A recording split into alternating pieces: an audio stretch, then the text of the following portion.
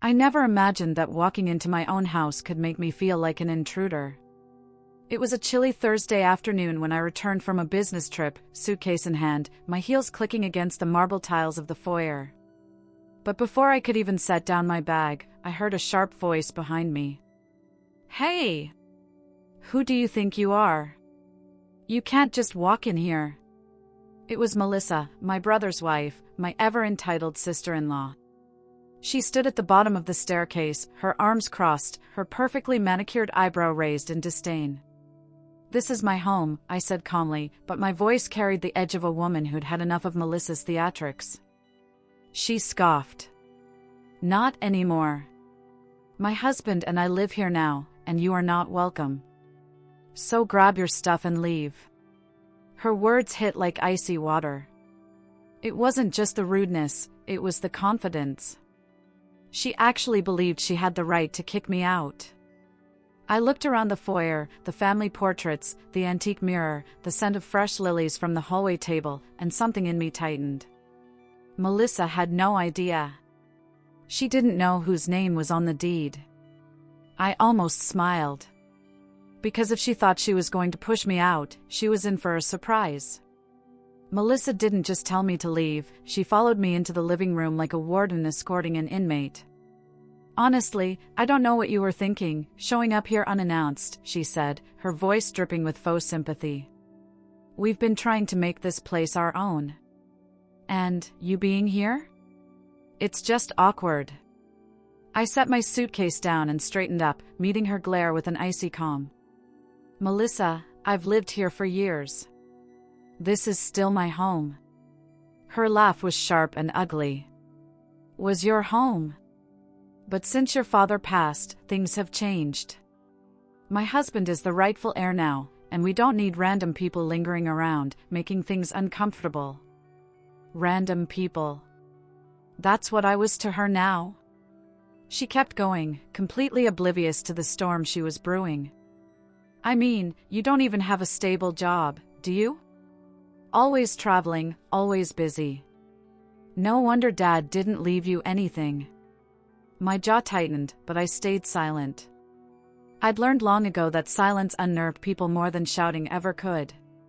Melissa took my lack of response as an invitation to push harder. "So, if you could just, gather your things and head out, that'd be great. We've got a contractor coming in tomorrow to remodel the master suite, and—" I cut her off, my voice low but steady.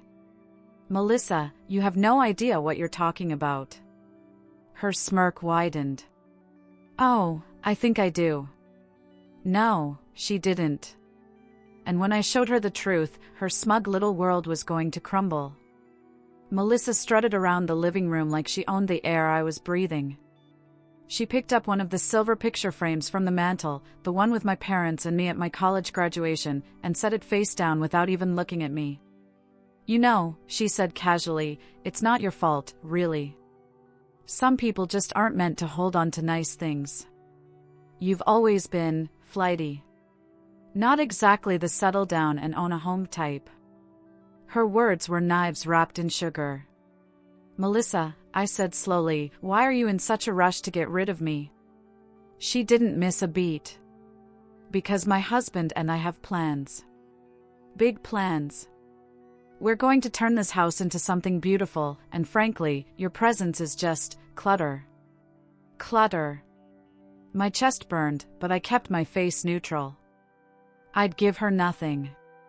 Instead, I walked over to the old oak desk in the corner, the one that had been my father's pride and joy. Melissa followed me, probably thinking she could stop me from touching her furniture.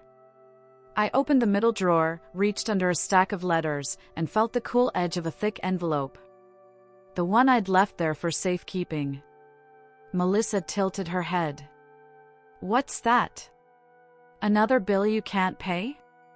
I pulled it out slowly, savoring the moment. Something like that. Inside were the property papers, with my name printed in bold, unmistakable letters. Melissa didn't know it yet, but the empire she thought she was building was about to collapse before it even started. Melissa's eyes narrowed at the envelope in my hand, but her confidence didn't waver, yet.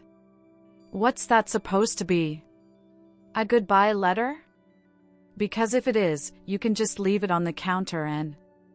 I slid the thick stack of papers out just enough for the gold notary seal to catch the light. Her smile faltered, the tiniest crack in her armor. Before I could say a word, she spun toward the hallway and yelled, "Daniel! Get in here!" Footsteps thundered against the hardwood, and moments later, my brother appeared in the doorway. He looked tired, as if Melissa's energy alone could drain a man. "What's going on?" he asked, glancing between us. "Your sister is refusing to leave," Melissa announced dramatically, like she was presenting a case in court. "She's trying to make trouble. Honestly, I'm starting to feel unsafe." Unsafe.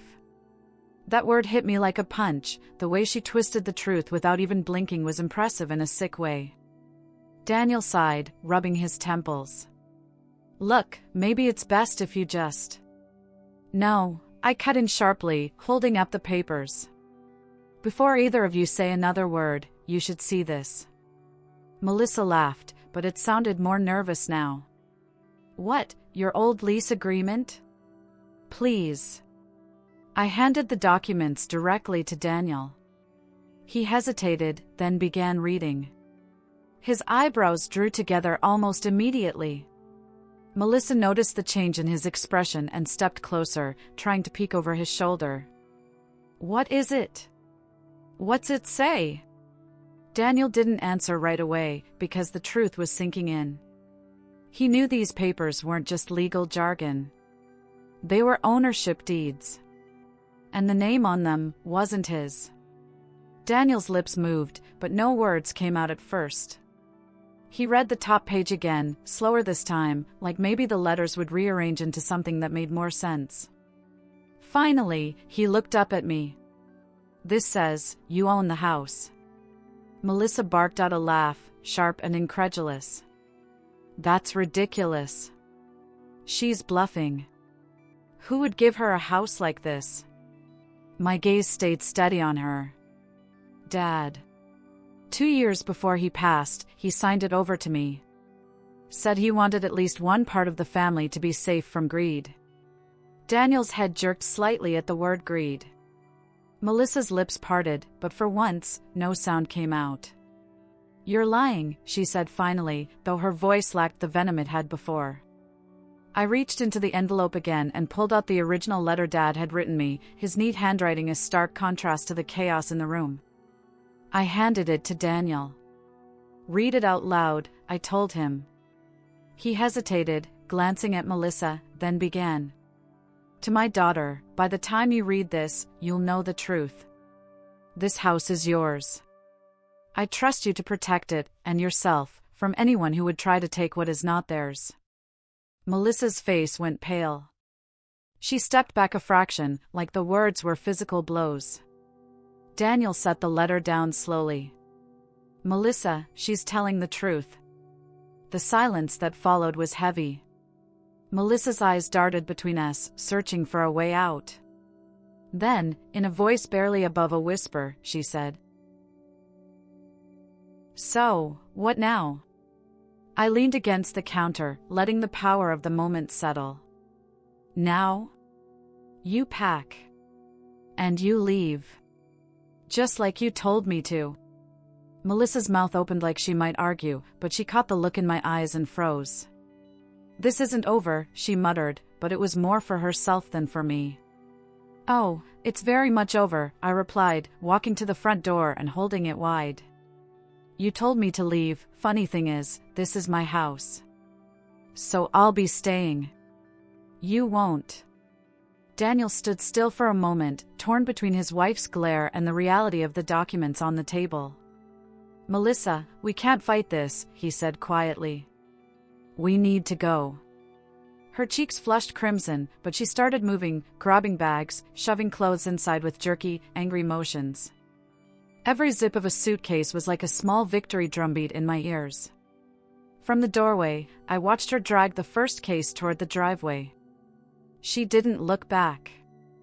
Daniel followed, slower, carrying the last bag. He stopped beside me. I didn't know, he said, his voice low. You didn't care enough to ask, I answered, stepping aside so he could pass. Melissa's car door slammed, the engine roared to life, and they pulled away without another word. The silence afterward was delicious. The weight that had been pressing on my chest for months was gone. I walked back into the kitchen, looked around, and whispered to the empty house. We're home, Dad. The sunlight through the window hit the title deed still lying on the table, making the gold seal gleam. It was more than paper, it was proof. Proof that the moment they told me to leave was the moment they'd lost everything. The days that followed were blissfully quiet. I woke up to the sound of birds instead of Melissa's voice echoing through the hallways. No passive-aggressive remarks over breakfast, no strangers rearranging the furniture, no one telling me how I should run my own life. I settled into a routine, coffee on the porch in the morning, sorting through Dad's old workshop in the afternoons, and evenings spent in the library he had loved so much. Every corner of the house seemed to breathe again, free from the tension they'd brought. Then, one afternoon, an envelope arrived. No return address. Inside, I found a short note in Melissa's handwriting. Enjoy the house. You won this round. I laughed out loud. Round? She thought this was a game. But it wasn't about winning or losing, it was about home. The place where I grew up, where my father's memory lived, wasn't a bargaining chip or a trophy. It was mine because he trusted me to protect it. I tucked the note into a drawer, not as a warning, but as a reminder. A reminder that some people will try to rewrite your story, but the truth always has the last word. And the truth? The day they told me to leave, they actually walked themselves out of my life for good. A week later, I was sitting in Dad's old recliner, flipping through a photo album when my phone buzzed. It was Daniel. Can we talk? His text read. Against my better judgment, I agreed to meet him at the local cafe. When he walked in, he looked smaller somehow. His clothes hung looser, his hair was unkempt, and there was a deep weariness in his eyes. He ordered coffee, but didn't touch it. Melissa left me, he blurted out. She said she couldn't stay with someone who let his inheritance slip away. I raised an eyebrow. Inheritance? Daniel, it was never yours. He sighed. I know. I didn't realize how much she only cared about the money until now. There was a flicker of genuine regret in his voice, but I wasn't about to forget how he had stood by while she tried to throw me out of my own house.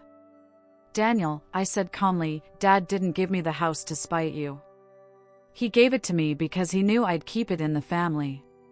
You need to figure out what you value, and it can't just be things. He nodded slowly, as if the words stung but also made sense. We talked for another 10 minutes, mostly about Dad, before he left. I didn't know if I'd see him again anytime soon, but at least the conversation ended without bitterness. As I walked back home, I realized something. Melissa had taken more than Daniel's pride, she'd taken his illusion. And maybe, in the long run, that was the best thing that could have happened to him. A few days later, I was upstairs dusting the bookshelves in Dad's study when I found an old leather-bound journal tucked behind a row of encyclopedias. It was Dad's handwriting. Flipping through it, I realized it wasn't just notes, it was a record of his thoughts in his last years. One entry stopped me cold. I know Melissa has been pressuring Daniel to push my name out. She doesn't understand this house is more than bricks, it's a lifeline. My decision will hurt them, but it will save the heart of this family. I had to sit down. All this time, I thought Dad simply left me the house because I visited more or called more often. But no, he knew. He'd seen the manipulation and the greed for what it was, and he'd acted to protect me. That knowledge didn't just make me feel vindicated, it made me fiercely protective of what he left behind. From that day forward, I made it my mission to honor his memory, not by holding grudges, but by making the house a place of love and belonging again. If family wanted to visit, they could, but only if they came with respect. And as for Melissa, well, let's just say, I doubted she'd ever set foot on this property again. Spring arrived with a burst of color, cherry blossoms in the yard, fresh green grass, sunlight spilling through the big bay window in the living room. I was on the porch one Saturday morning, sipping coffee, when I noticed a car slowing down at the gate. It was Daniel. Alone. He got out, hands in his pockets, and stood there for a moment before walking up the path. "I was just driving by," he said. "Thought I'd see how you were." We sat on the porch in silence for a while, the way we used to when we were kids after playing in the yard. He glanced around and smiled faintly. "It's still home. You've kept it that way." I nodded. "That's what Dad wanted." He looked down at his shoes. "I'm sorry for everything. For not standing up for you. For letting her talk to you that way. It wasn't an instant fix, trust doesn't grow back overnight, but I could tell he meant it. And maybe, just maybe, that was enough for now." As Daniel left, I stood by the porch rail, the wind carrying the scent of blooming lilacs. Dad's words from his journal echoed in my mind, "Protect the heart of this family." I smiled to myself. The empire Melissa thought she could snatch wasn't about wealth or deeds. It was this house, this history, and the quiet strength of knowing where you belong. And that was mine to keep. Forever.